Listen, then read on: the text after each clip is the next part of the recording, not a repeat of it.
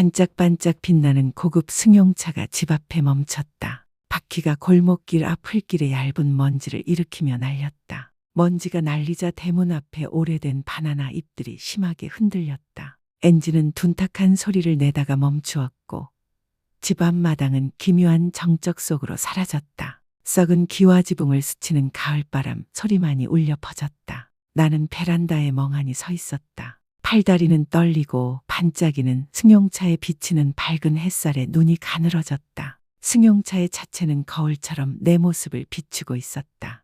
회색 머리에 높아 어깨에는 갈색 셔츠를 걸치고 굽이 다른 낡은 플라스틱 샌들을 신은 모습이었다. 이끼 낀 기와 지붕, 군데군데 덧댄 벽, 삐걱거리는 대나무 대문, 구멍투성이 창틀을 가진 내 집은 그 반짝이는 고급 승용차 옆에 서 있을 때 너무나 초라해 보였다. 그 대조는 마치 칼날처럼 내 마음을 꿰뚫었다. 하지만 나는 속으로 위로했다. 괜찮아. 고급차가 왔으니 너무 행복해. 더 이상은 필요 없어. 차 문이 열렸다. 아들이 먼저 내렸다. 새하얀 셔츠의 넥타이는 깔끔하게 맺어 있었고 검은 가죽 구두는 윤이 났다. 아들은 엄마의 허름한 집을 보고 약간 짜증이 난 듯 마당을 둘러보았다. 며느리가 뒤따라왔다. 드레스 자락이 휘날리고 향수 냄새가 진동했다. 하이힐에 흙이 묻을까봐 발끝으로 조심조심 걸었다. 그리고 나의 작은 천사, 주미가 새하얀 공주 드레스를 입고 햇살에 반짝이는 예쁜 구두를 신고 있었다. 나를 보자마자 주미는 또렷한 목소리로 외쳤다. 주미의 목소리. 할머니, 할머니, 너무 보고 싶어요. 늙어버린 내 가슴이 터질 것만 같았다. 나는 절뚝거리며 다가가 무릎을 꿇고 손주를 꼭 안았다. 떨리는 팔에 몇 달간의 그리움이 쏟아졌다. 나는 그녀의 향기로운 아기 머리카락에 얼굴을 묻고 주름진 뺨을 타고 뜨거운 눈물이 흘러내렸다. 하지만 그 기쁨은 이미 다 사라진 게 아니었다. 며느리가 황급히 달려와 그녀를 끌어당겼다. 그녀의 목소리는 거칠었다. 며느리 목소리. 주미, 비켜? 엄마가 새 드레스를 수백만 원 주고 샀어. 더러워 봐.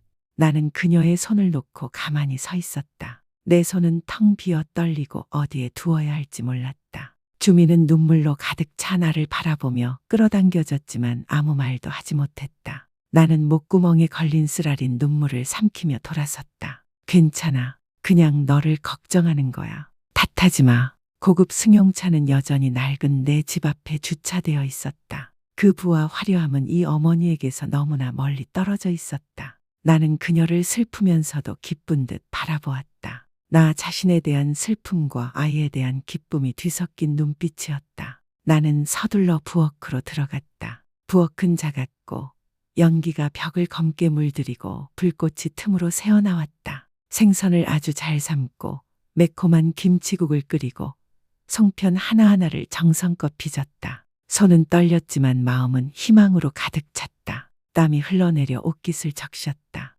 채소를 한 움큼씩 집어들고 생선을 하나하나 씻었다. 마음은 기쁨으로 가득 찼다. 집에 왔구나. 집에 왔구나. 아무리 노력해도 보람이 있구나. 식사 시간이 되자 나는 쟁반을 마당 한가운데에 내려놓았다. 소박한 시골 음식이었다. 생선찜, 김치국, 콩나물, 삶은 달걀 몇 개, 따뜻한 송편 한 접시. 가을바람이 부드럽게 불었고 대나무 울타리 위로 초승달이 떠올랐다. 내 목소리가 떨리며 초대했다. 내 목소리.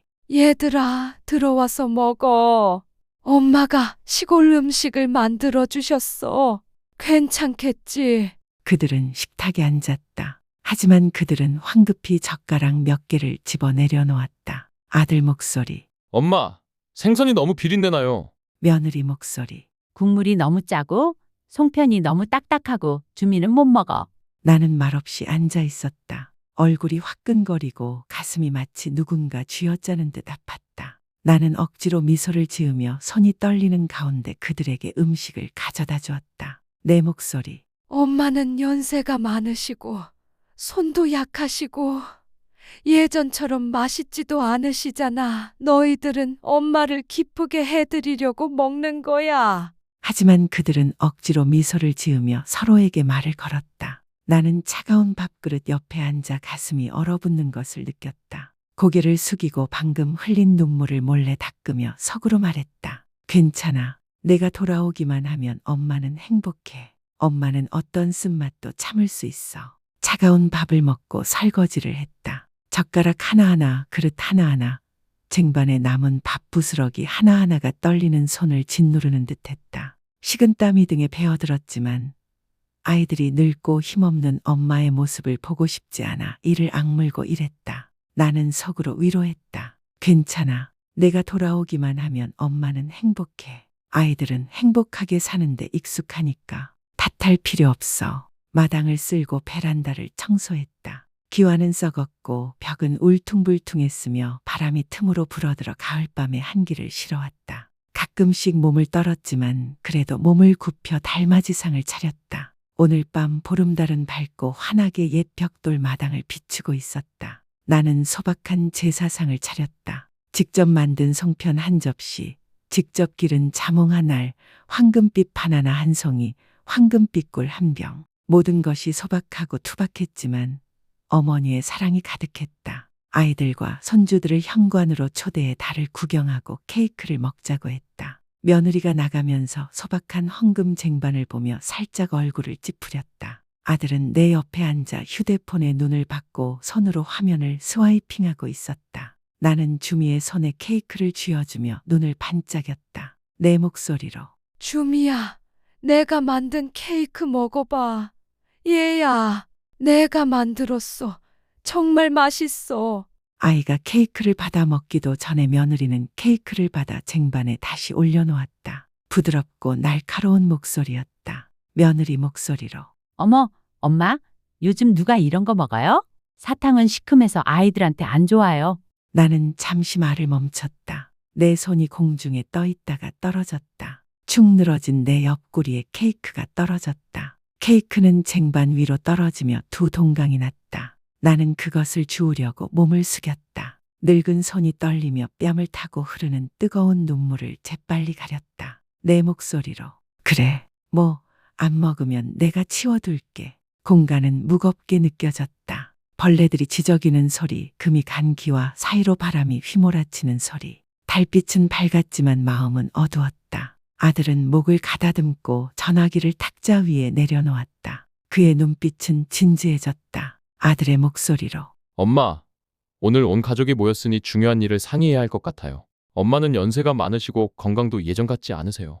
엄마는 유언장을 미리 생각해 두셔야 해요. 집과 땅을 누구에게 줄 건지 명확하게 말씀해 주세요. 그러면 저와 형제자매들이 공경에 처하지 않을 거예요. 가슴이 아팠다. 나는 그를 바라보며 입을 움직였지만 아무 말도 할 수 없었다. 보름달이 뜬 밤이었지만 아들이 유언장에 대해 이야기하고 있었다. 알고 보니 그들이 돌아온 이유는 엄마를 그리워서가 아니었고 함께 있지 않으려고 온 것도 아니었다. 이 땅, 이 집 때문에 돌아온 것이다. 며느리가 계산에 찬 눈빛과 다정한 목소리로 말을 끊었다. 며느리의 목소리. 네, 맞아요. 엄마. 앞으로 서로 말다툼하며 속상하게 하지 않도록 그냥 결정하세요. 나는 고개를 숙이고 눈물을 참았다. 내 목소리는 쉰 목소리로 떨렸다. 내 목소리. 네, 생각해봐요. 평생 이 집을 지켜왔는데 어떻게 해야 할지 모르겠어요.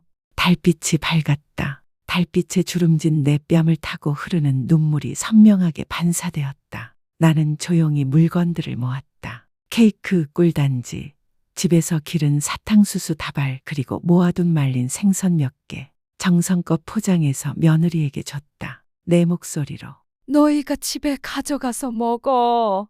우리 고향은 가난해서 이런 거밖에 없어. 며느리는 그것을 집어들고 살짝 얼굴을 찡그리더니 내려놓았다. 며느리 목소리로 어머, 엄마, 요즘 누가 이런 거 먹어요? 도시 음식이 더 깨끗하고 맛있잖아요. 엄마가 가져가서 써요. 나는 가만히 서 있었다. 손이 떨어지고 내가 포장한 것들이 쿵소리를 내며 마당으로 떨어졌다. 나는 그것들을 주우려고 몸을 숙였다. 어둠 속에 얼굴을 숨기고 흐느낌을 참았다. 달을 올려다보았다. 달은 여전히 보름달이었고 여전히 밝았지만 왠지 모르게 눈물에 흐릿하게 느껴졌다. 아이를 안고 자장가를 부르며 바라보던 내 달은 이제 차가운 재단 옆에 조용히 서 있는 나뿐이었다. 밤바람이 차가웠다. 찢긴 기와 지붕이 삐걱거렸다. 나는 베란다에 앉아 밤이 내리는 소리와 가슴이 쑤시는 소리를 들었다. 중추절 모임 하지만 이노모는 외로움과 함께 재회할 뿐. 중추절 밤이 지나고 작은 집은 본래의 고요함을 되찾았다. 오직 나만 있었고 마당에는 잡초가 무성했으며 썩은 기와를 스치는 바람 소리와 애처롭게 우는 곤충들의 울음소리만 들렸다. 아이들과 손주들은 없었다. 고급 승용차는 가짜 웃음과 공허한 인사를 모두 가져가고 무거운 외로움만 남겼다. 나는 매일 골목길로 나가 앞을 바라보았다. 늙고 흐릿한 눈으로 먼지가 흩날리고 멀리서 보이는 모든 사람을 쫓았다. 어딘가 익숙한 차의 실루엣이나 적어도 아이나 손주의 모습이라도 있기를 바랐다. 하지만 그때는 낡은 대나무 울타리를 스치는 바람 소리와 갈라진 흙길 위로 쏟아지는 햇살만이 가득했다. 어느 더운 오후 주미가 아프다는 소식을 접했습니다. 가슴이 아팠습니다. 떨리는 손이 신문을 떨어뜨렸습니다. 눈물은 아직 흐르지 않았지만 마음은 걱정으로 가득 찼습니다. 방금 따온 달걀 몇 개, 직접 양봉한 꿀 한 병, 고향에서 따온 흙내음이 나는 생강 몇 그루를 황급히 주워 모았습니다. 낡은 바구니에 이것들을 쑤셔 넣고 등에 메고 덜컹거리는 버스를 타고 손주를 만나러 시내로 갔습니다. 울퉁불퉁한 길에서 버스는 비좁고 덜컹거렸고 저는 마치 제게 남은 유일한 사랑을 품은 듯 바구니를 가슴에 꼭 껴안았습니다. 경적 소리가 울릴 때마다 덜컹거릴 때마다 가슴이 찢기는 듯 했습니다. 머릿속이 윙윙거렸습니다. 손주를 빨리 만나고 싶었습니다. 딸아이 집에 도착하자 떨리는 손으로 문을 두드렸습니다. 며느리가 문을 열고는 잠시 멍하니 있더니 얼굴을 찌푸렸다. 며느리 목소리. 엄마, 여기서 뭐 하는 거예요? 먼저 전화 안 하셨잖아요. 집이 엉망진창이에요. 나는 억지로 미소를 지었다. 피곤해 떨리는 목소리로 말했다. 내 목소리. 엄마가 주미가 아프다고 들었어요. 너무 걱정돼서 동네에서 사온 것들을 좀 가져왔어요. 며느리의 대답도 기다리지 않고 안으로 들어갔다. 호화로운 집, 반짝이는 가구. 향수 냄새 가득한 집은 이상하리만치 차가웠다. 주위를 둘러보다가 주미가 누워있는 모습에 시선이 멈췄다. 어린 소녀는 창백했고 입술은 바싹 말랐으며 눈은 반쯤 감겨 있어 마치 누군가 가슴을 쥐어짜는 것 같았다. 나는 떨리는 손으로 그녀의 이마를 쓰다듬으며 다가갔다. 내 목소리. 주미, 정말 사랑해. 꿀 가져왔어. 정말 사랑해. 하지만 내 손이 그녀의 작은 살갗에 닿기도 전에 며느리가 나를 막았다. 그녀는 짜증 섞인 목소리로 내 손을 밀어냈다. 며느리의 목소리. 만지지 마. 내 손이 더러워. 먼지 쌓인 길을 걸어왔고 짐을 지고 왔잖아. 옷만 갈아입었어. 다 더러워. 나는 어안이 벙벙했다. 갓난아기였을 때 안아주었던 손, 차갑고 바람 부는 밤에 재워주었던 손, 순수한 눈물을 닦아주었던 손, 그 손이 이제 엄마 눈에는 더러운 무언가로 비쳐 있었다. 나는 떨리는 손으로 손을 떼었다. 내 목소리. 엄마, 미안해. 더 이상 엄마를 만지지 않을게. 꿀단지를 탁자 위에 올려놓고 주미에게 마지막으로 시선을 고정한 후 조용히 돌아섰다. 한 걸음 한 걸음이 돌멩이처럼 무거웠다. 숨쉬기가 답답하고 목이 메었다. 버스를 타고 돌아오는 길. 먼지 쌓인 창가에 웅크리고 앉아 있었다. 찬란했던 도시는 안개비에 점점 흐릿해져 갔다. 잿빛 하늘을 바라보며 텅 빈 마음을 달랬다. 그 어린 소녀가 그리웠다. 할머니를 바라보던 그 눈빛이 그리웠다. 나를 안았을 때 우유 냄새가 나던 그 향기로운 머리카락이 그리웠다. 그리고 이제 나와 그녀 사이의 거리는 하늘과 땅만큼 멀어졌다. 그날 밤 집에 돌아와 나는 그에게 향을 피웠다. 향 연기가 차가운 공기와 뒤섞여 작은 방을 가렸다. 나는 그의 초상화를 올려다보았다. 얼굴에는 눈물이 흘러내렸다. 내 목소리로. 할아버지, 저는 이 집을 오랫동안 지켜왔습니다. 제 아이들과 손주들을 위해 무엇을 위해 지켰다는 건가요? 할아버지, 제 아이들은 이제 부자가 되었고 더 이상 저를 필요로 하지 않아요. 제 손주들은 멀리 떨어져 있고 더 이상 이 집을 지켜야 할 이유가 뭐죠? 할아버지. 밤바람이 부서진 기와 지붕을 스치며 뼛속까지 얼어붙게 했다. 나는 제단 옆에 웅크리고 앉아 밤이 내리는 소리에 귀를 기울였다. 흐느낌이 다시 가슴으로 흘러들어오는 것을 들었다. 다음 날 아침 수탉이 울기 전에 나는 조용히 일어섰다. 집안을 걸으며 벽돌 하나하나, 벽에 갈라진 틈 하나하나, 익숙한 집안 구석구석을 만질 때마다 손이 떨렸다. 내가 만지는 모든 곳이 내 살과 피의 일부였고 평생의 노고 모든 추억이었다. 하지만 이제 나는 결심했다. 그날 밤 내가 익숙한 집에 앉아있던 마지막 밤, 하늘은 칠흑같이 어두웠고 썩은 기와지붕을 스치며 애절한 소리를 냈다. 바람 소리는 한밤중에 누군가 우는 소리 같았고 내 가슴은 지칠 때까지 한숨을 쉬는 것 같았다. 나는 제단 옆에 앉아 등잔불을 깜빡이며 그 불빛이 얼룩덜룩한 벽에 길고 삐죽삐죽한 내 그림자를 드리웠다. 마치 내 삶처럼 뒤틀리고 위태로웠다. 내 앞에는 그의 초상화가 있었다. 사진은 세월의 흔적으로 희미해졌지만 그의 미소와 눈은 여전히 그대로였다. 나는 그의 눈을 바라보았다. 내 눈물은 소리 없이 흘러내렸고 뜨거운 눈물방울이 그의 주름진 뺨을 타고 흘러내렸다. 할아버지, 이 모든 세월 동안 저는 이 집을 제 마음처럼 모든 벽돌, 모든 문, 모든 벽의 틈처럼 소중히 간직해 왔습니다. 아이가 피곤하면 돌아올 거라고 생각했기에, 슬퍼하면 돌아올 거라고 생각했기에 제 아이들과 손주들이 여전히 따뜻함을 느낄 수 있는 제 집이라고 부를 수 있는 곳을 만들기 위해 이 집을 소중히 간직했습니다. 하지만 할아버지, 매일 밤 그림자와 함께, 바람 소리와 함께, 말하지 못한 울음소리와 함께 앉아 있는데 왜 더 이상 이 집을 소중히 간직하는 걸까요? 나는 스스로에게 묻고는 침묵으로, 말로 표현할 수 없는 자기 연민으로 답했습니다. 나는 마른 어깨를 껴안고 제단 옆에 웅크리고 앉아 내 심장의 약한 고동 하나하나에 귀를 기울였습니다. 썩은 문틈으로 불어오는 밤바람이 내 골수까지 얼어붙게 하는 소리를 들었습니다.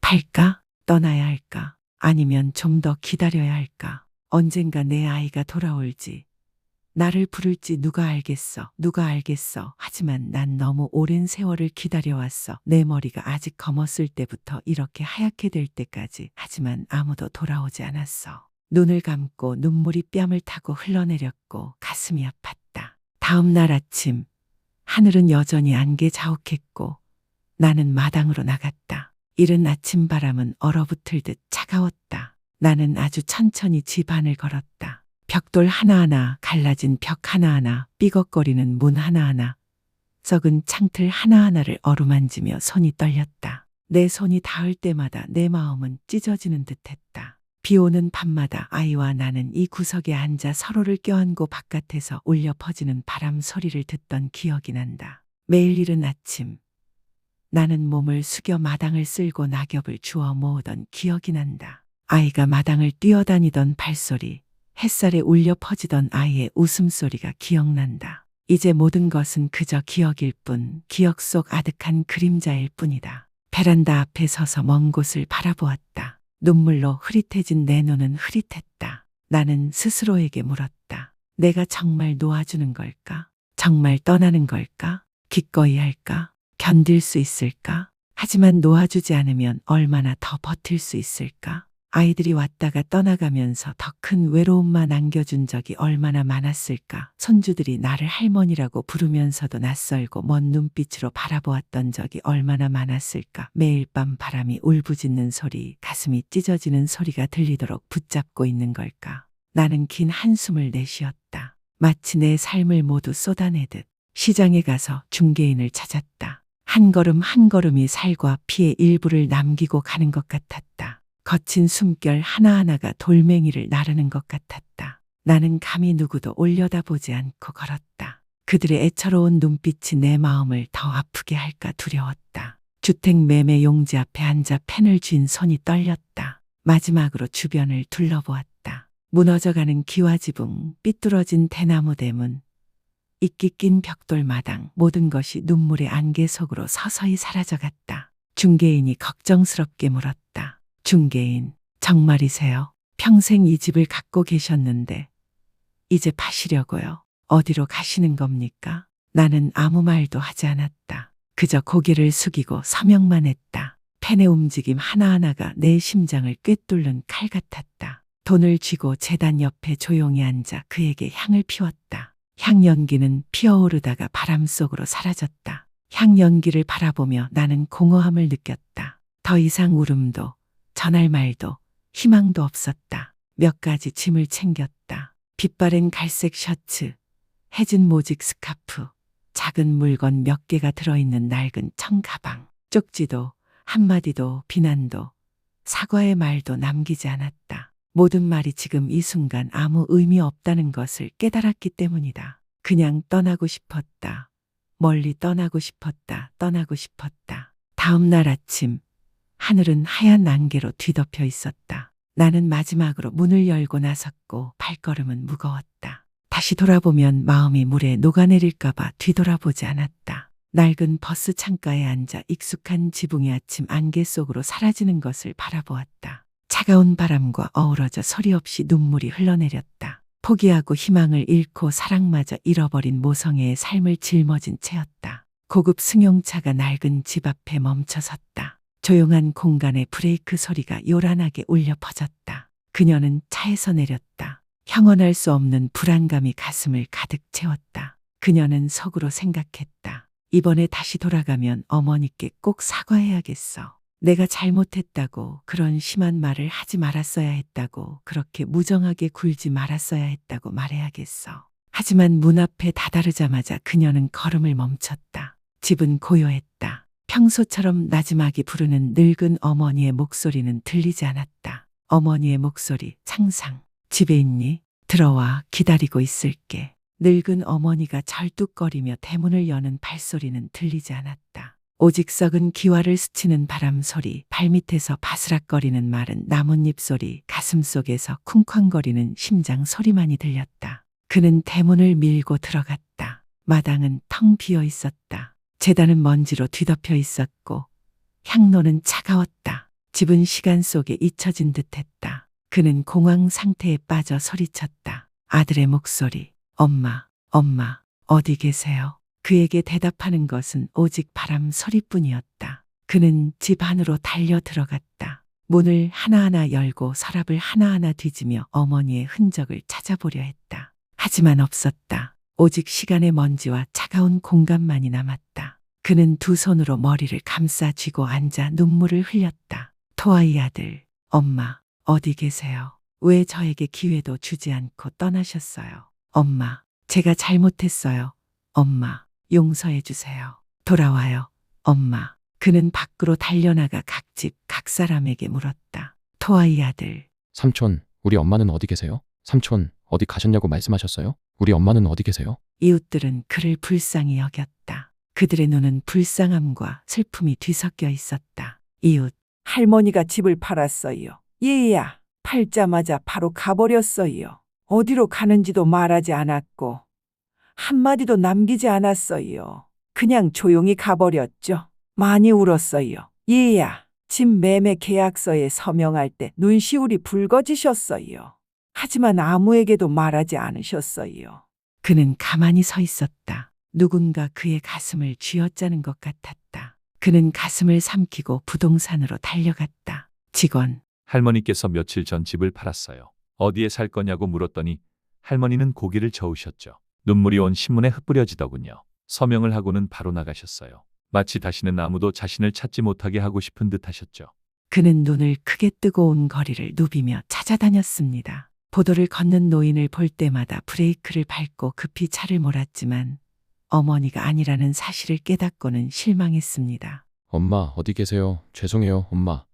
한 번만 만나게 해주세요. 차가운 바람이 그의 얼굴에 스치며 가슴이 서늘해졌습니다. 그는 집으로 돌아와 대문 앞에 섰습니다. 집주인이 바뀌어 있었습니다. 다른 가족이 이사 온 것이었습니다. 아이들이 웃고 떠드는 소리가 집안에서 울려 퍼졌습니다. 그는 바라보며 가슴이 찢어지는 것을 느꼈습니다. 한때 그의 고향이었던 집은 이제 낯선 곳이 되었습니다. 그는 두 손으로 머리를 감싸 쥐고 인도에 웅크리고 앉아 눈물을 흘렸다. 아들의 목소리. 엄마, 미안해요. 집은 필요 없어요. 돈도 필요 없어요.